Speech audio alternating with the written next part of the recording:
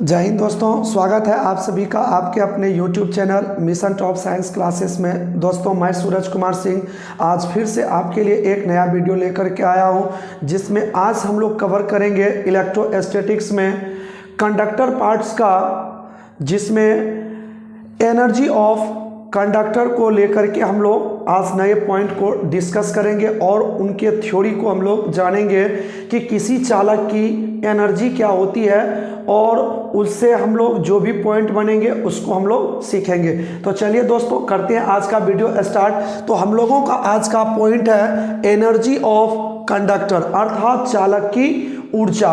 तो सबसे पहले दोस्तों हम लोग बात करें कि ये चालक होती क्या है। तो दोस्तों इससे पिछले वीडियो में हम आपको बता चुके थे कि चालक किसको कहेंगे और चालक जो हो इसकी गुण क्या होती है, इनको लेकर के हम आपको पिछले वीडियो में बता चुके हैं। तो देखिए दोस्तों, चालक जो होती है वे पदार्थ होती है कि जिनसे होकर के विद्युत धारा प्रवाहित होती है। तो दुनिया के जितने सारे चालक पदार्थ होती है उनमें से अगर हम उसके अंदर आवेश को दें तो वे चालक पदार्थ उस आवेश को अपने अंदर समाहित कर लेते हैं, जिसे कि वो एक एनर्जी के रूप में प्रदान करती है और एनर्जी के रूप में बाहर निकालती है। तो आज हम लोग उसी पॉइंट को जानेंगे कि जब किसी चालक पदार्थ में आवेश दिया जाता है तो आवेश के कारण उसके अंदर एनर्जी उत्पन्न हो जाती है और उसी एनर्जी को दोस्तों हम लोग बोलते हैं चालक की ऊर्जा। तो किसी चालक की ऊर्जा कितनी होती है उससे रिलेटेड हम लोग व्यंजक को जानते हैं। तो सबसे पहला काम दोस्तों हम लोग करते हैं कि कोई एक चालक पदार्थ ले लेते हैं। सपोज दैट ये एक कोई चालक पदार्थ है जिनके अंदर हम लोग एक चार्ज क्यू दे रहे हैं, जिसके कारण इस चालक की धारिता जो है वो आपका C हो गया और इसका विभव क्या है तो V है। तो इन चालक पदार्थ में हम चार्ज क्या दे रहे हैं तो क्यों दे रहे हैं। तो दोस्तों इससे पहले वीडियो में हमने देखा था कि चाहे चालक किसी भी रूप में क्यों नहीं हो, उस चालक की capacity C equal to formula होता है Q/V।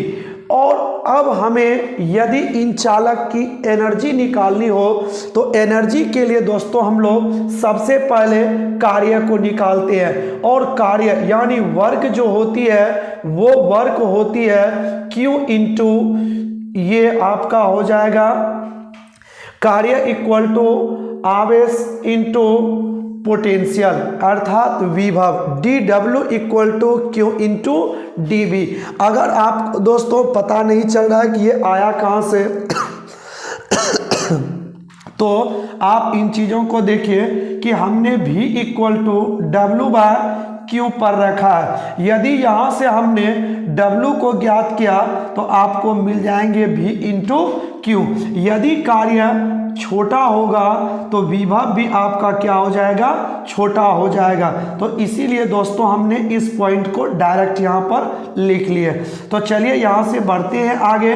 तो सबसे पहला काम यहाँ पर हम लोग एक काम करेंगे कि यहाँ जो आपने C इक्वल टू Q/V निकाला तो यहाँ से हम चाहे तो Q इक्वल टू CV को लिख सकते हैं और इस Q में जो वैल्यू रखेंगे वो आपका हो जाएगा CV। तो dW equal to CV into क्या तो dV। इसका यहाँ से इंटीग्रेशन कर दीजिए तो dW equal to integration of CV into dV। तो वर्क कितना होगा 0 से लेकर W तक, और यहाँ जो आपका वोल्टेज होगा 0 टू V तक होगा।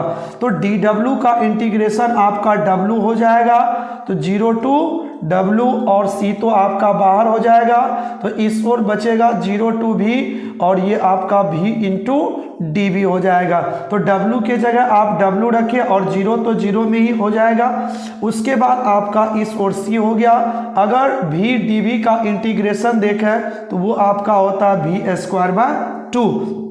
तो इस जगह हम लोग वैल्यू रखेंगे 0 to v, तो W इक्वल टू आपका निकल के आ जाएगा C इंटू वी स्क्वायर बार 2 हो जाती है, और 0 तो 0 में ही चला जाएगा आपका, कोई नया वैल्यू नहीं देगा ये।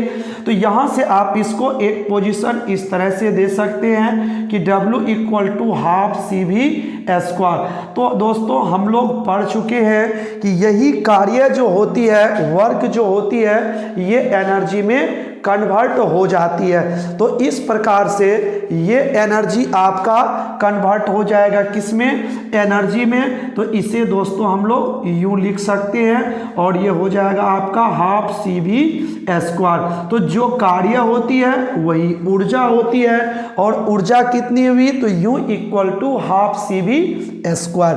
तो यही है आपका एनर्जी का फॉर्मूला कि किसी चालक पदार्थ की एनर्जी कितनी होती है, तो वो होती है हाफ CV स्क्वायर। तो अब इसे हम लोग चाहें तो और भी चेंज कर सकते हैं, जैसे आप यहां से देख रहे हैं दोस्तों कि C equal to Q by क्या लिखा हुआ है, V लिखा हुआ है। तो आप चाहो तो इस फॉर्मूले में U equal to half C के बदले आप Q बार V रख सकते हैं, और इंटू V स्क्वायर लिखा हुआ है, तो एक भी आपका कट जाएगा, तो U इक्वल टू आपका हो जाएगा, V से एक V कट गया, तो Q इंटू V बच जाता आपका, Q इंटू V। तो ये भी आपका विभव और आवेश के कारण जो एनर्जी हुआ ये भी आपका निकल के आ गया। और चाहे तो और भी चेंज कर सकते हैं यहाँ से कि C इंटू V, इसे हम लोग चेंज कर लेते हैं। U इक्वल टू लिखा है हाफ CV स्क्वायर, तो इस चीज को हम लोग इस रूप में लिख सकते हैं, C को छोड़ दीजिए।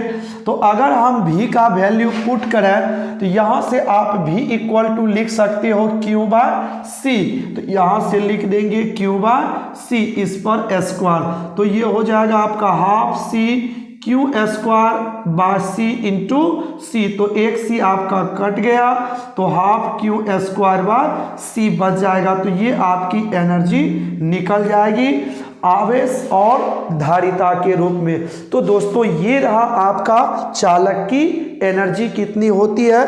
आप ये भी फॉर्मूला यूज कर सकते हो कब, जब आपको धारिता और विभव ज्ञात हो, और ये फॉर्मूला कब यूज कर सकते हैं, जब आपको विभव और चार्ज मालूम हो, और इस फॉर्मूले को आप तब यूज करिए जब आपको दिया गया आवेश और उस चालक पदार्थ की धारिता मालूम हो।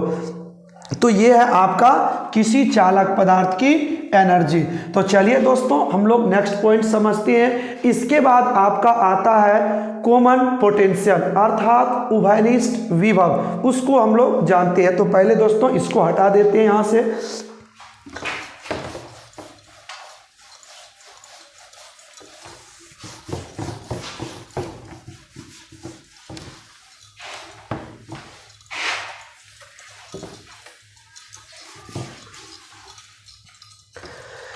चलिए दोस्तों नेक्स्ट पॉइंट है हम लोगों का कॉमन वोल्टेज। कॉमन वोल्टेज जिसे हम लोग क्या बोलेंगे, उभयनिष्ठ विभव। उभयनिष्ठ विभव कॉमन वोल्टेज। उभयनिष्ठ विभव होती क्या है दोस्तों, पहले इसको हम लोग समझ लें उभयनिष्ठ विभव क्या होती है। तो उभयनिष्ठ विभव क्या है, मान लीजिए आपके पास कोई दो चालक पदार्थ है, सपोज दैट एक चालक पदार्थ ये है A और एक चालक पदार्थ आपके पास है B। अगर यदि इस चालक पदार्थ में आवेश Q1 दिया जाए और इस चालक पदार्थ में आवेश Q2 दिया जाए, तो इस चालक पदार्थ की धारिता C1 होगी, विभव V1, और इस चालक पदार्थ की धारिता C2 और विभव क्या होगी, V2। तो ऐसी सिचुएशन में अगर आप अकेले अकेले दोनों पर आवेश देते हो तो उनकी धारिता और